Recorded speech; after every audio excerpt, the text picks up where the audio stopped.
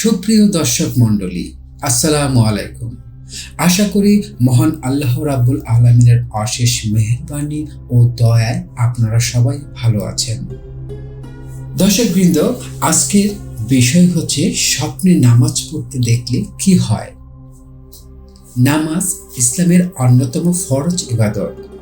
এটা শুধু ইবাদতের অংশ নয়, বরং মুমিন ও কাফিরের মাঝেও বড় পার্থক্য। ইসলামে 5 ওয়াক্ত ফরজ নামাজ ছাড়াও অন্যান্য নামাজ গুরুত্বের সঙ্গে আদায় করার কথা বলা হয়েছে।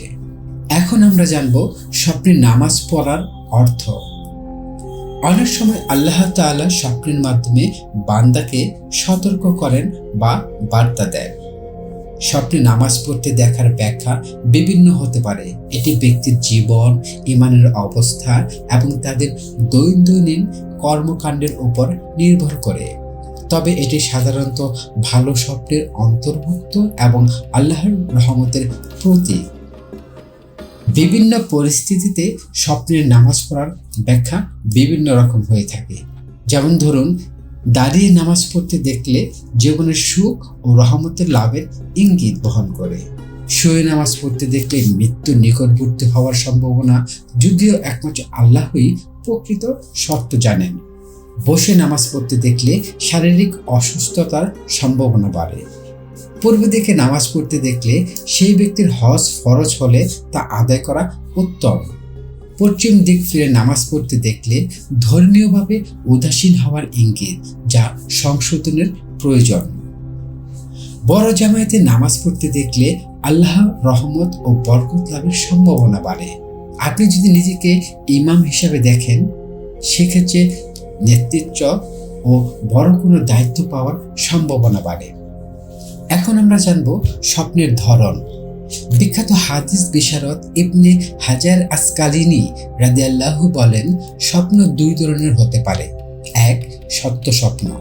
এটি নবী রাসূল ও তাদের অনুসারী নেককার ব্যক্তিরা দেখে থাকেন। 2. অসত্য স্বপ্ন। এটি শয়তানের ধোঁকা হতে পারে, যা আপনার মনকে অশান্ত করে তোলে। সুপ্রিয় দর্শক, এখন আমরা জানব ভালো ও মন্দের স্বপ্নের করণীয়। রাসূল সাল্লাল্লাহু আলাইহি সাল্লাম বলেছেন, যদি কেউ ভালো স্বপ্ন দেখে তাহলে আল্লাহর পক্ষ থেকে দেখে।